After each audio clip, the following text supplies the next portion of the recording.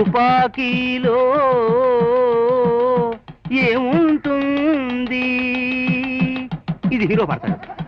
గుండుంటుంది, ఇది హీరోయిన్. జుట్టు గొరిగితే ఏమవుతుంది? గుండవుతుంది. గుండు చెంబులోంచి చెంబు తీస్తే ఏం మిగులుతుంది? గుండు మిగులుతుంది.